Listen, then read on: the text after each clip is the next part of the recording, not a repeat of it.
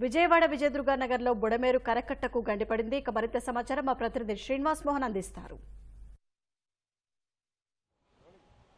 విజయవాడ నగరంలో మధురానగర్ ప్రాంతంలో బుడమేరు మధ్యకట్ట గండిపడింది. ఒకవైపు బుడమేరు, మరోవైపు ఏలూరు కాలువ మధ్య ఈ గండి పడడం జరిగింది. మనం చూస్తున్నాం ఇటు ఉన్నటువంటి బుడమేరు వద్ద ఈ గండి పడిన నేపథ్యంలో ఇటుపక్క పెద్ద ఎత్తునటువంటి బుడమేరులో ఉన్నటువంటి నీరంతా దిగువకి వెళ్తుంది. ఒకవైపు ఏలూరు కాలువ ఉంది. ఏలూరు కాలువకి వెళ్ళినటువంటి నీళ్లు మొత్తం నీరంతా ఈ రెండింటిలో కలిసిపోవడం జరుగుతుంది. దీంతో పెద్ద ఎత్తున నీటి ప్రవాహం ఇటు బుడమేరు నుంచి వస్తున్న నీటి ప్రవాహం కూడా ఈ ప్రాంతం వస్తుంది. మరోవైపు విజయదుర్గ నగర్లో పైన రైలు వంతెన ఉంది. ఇది మచిలీపట్నం విజయవాడ మధ్య రైళ్ల రాకపోకలు సాగించినటువంటి ప్రధానమైన వంతెన.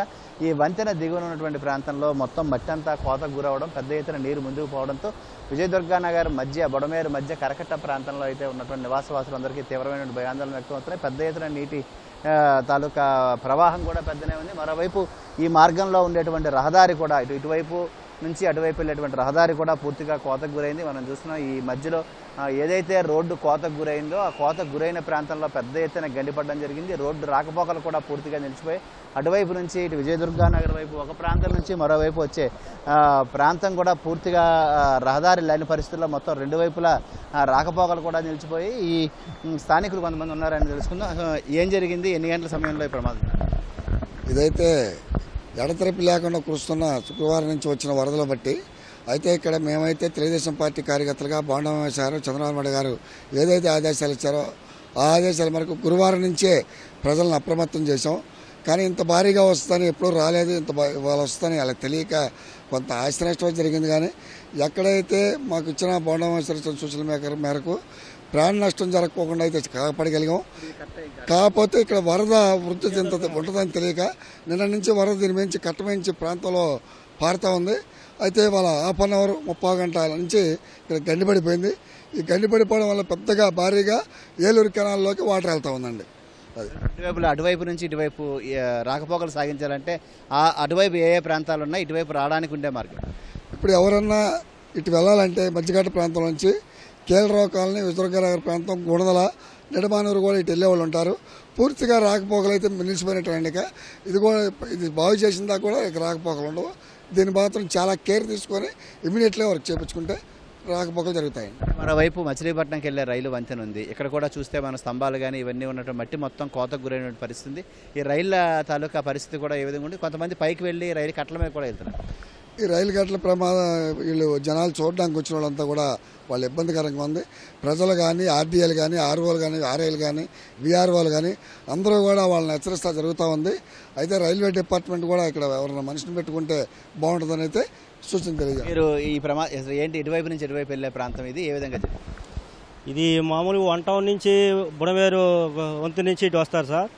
ఇది కేనా కోనమే, ఇటు ఆటో నగరం వెళ్ళడానికి మొత్తం మీద సెంటర్, ఇది మెయిన్ సెంటర్లో గండిపడ్డది. అందరికీ రాకపోకలు చాలా ఇబ్బందిగా ఉంది సార్. ఇది 3 రోజుల నుంచి జరుగుతుంది. 3 రోజుల నుంచి ఎంత ఇబ్బంది లేదు. ఇప్పుడు మన తెలుగుదేశం కార్యకర్తలే కానీ, మన బొండా అమ్మగారు నాయకులే కానీ అందరూ కూడా 3 రోజుల నుంచి మాకు సహకరిస్తున్నారు బాగానే. అన్ని ఒక ఫుడ్ కానీ, ఏ ఒక మంచి సౌకర్యం కానీ, టిఫిన్ కానీ, పాలు కానీ ప్రతిదీ కూడా ఎమర్జెన్సీగా అన్ని అందిస్తున్నారు, బాగానే ఉంది. కానీ ఈ గండిగొట్టడంలో చాలా ఇబ్బందికరం, అటు ఇటు వెళ్ళడానికి ఇబ్బందికరంగా ఉంది సార్. పెద్ద ఎత్తున బుడమేరు నుంచి ఇటు ఏలూరులోకి పెద్ద ఎత్తున నీరు వస్తుంది కదా, ఇంకా ఈ ఫ్లో బుడమేరులో ఇంకా ఎక్కువ నీళ్ళు ఉండే కూడా ఇంకా వచ్చే పరిస్థితి? ఇంకా వచ్చే పరిస్థితి అధికారులు చెప్తాను సార్, ఇంకా ఎక్కువయ్యే పరిస్థితులు ఉన్నాయి, జాగ్రత్తగా ఉన్నాయని చెప్పారు. కానీ ఈ ఏలూరు కాలువ గండిగొట్టడంలో బుడమేరు కొద్దిగా తగ్గే మార్గం ఉంది. ఇప్పుడు ఇది గండిగొట్టడంలో మన నిర్మూలన కానీ, మధురనారం ఏరియా కానీ ఈ ప్రాంతాలు కొద్దిగా ఇబ్బందిగా జరుగుతుంది సార్. ఎందుకంటే కాలువలంట నీరు మధురనారం, ఈ పశువు తోట, ఈ కిందకి వెళ్ళే కొద్ది ఇబ్బంది జరుగుద్ది. సీనార్ కోనలే కానీ ఇవన్నిటికీ బాగా ఇబ్బందికరం జరుగుతుంది సార్. ఇప్పటి వరకు ఏలేరు కాలువలో నీరు లేదు, కాలువలు కూడా వదలలేదు. ఇప్పుడు నీరంతా రావడం వల్ల ఇళ్లలోకి వస్తుందా? ఇళ్లలోకి వస్తుంది. ముచ్చాలంపాడు, సీనార్ కోనలి, పశువు తోట, మధురనగరం ఈ ఏరియా కింద ప్రాంతాలందరికీ కూడా ఇబ్బంది జరుగుతుంది సార్. ఇంతవరకు బుడమేరు వల్ల మాకు ఇబ్బంది జరిగేది. గద్దెవాళ్ళ చేయలే కానీ, దేవినారు, రామకృష్ణపురం, ఈ సింగనారం ప్రాంత, రాజరాజపేట ఇవన్నీ ఇబ్బంది జరిగింది. ఇప్పుడు అటు కొంత తగ్గుద్ది.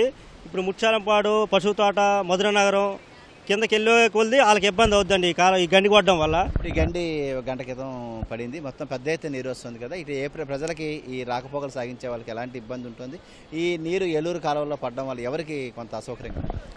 సార్ వాస్తవంగా అయితే మటుకు మధురనగరం, పసుపు తోట ప్రాంతం వాళ్ళకి అయితే మటుకు కొంతవరకు నీటి ప్రవాహం అన్నది తగిలిద్ది. అది ఎంతవరకు తగిలిద్ది అన్నది అధికారులు కూడా చెప్పలేకపోతున్నారు. ఇప్పుడు ఈ గండి వలన ఎన్ని వేల క్యూసెక్లు పైన మాకు తెలిసిన సమాచారం 30,000 అని అన్నారు. ఇప్పుడు ఎన్ని వేల క్యూసెక్లు వచ్చింది అన్నది అది అధికారుల లెక్కల ప్రకారం అధికారులు తెలియాలి.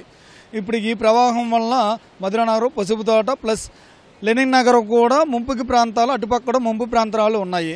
ఆ ప్రాంతంలో కూడా నీటి ప్రవాహం వచ్చి మునిగే ప్రాంతాలు అయితే ఉన్నాయి. అధికారులు ఇప్పటికైనా కానీ అటుపక్క కొద్దిగా దృష్టి పెట్టాల్సిందిగా కోరుతున్నాం.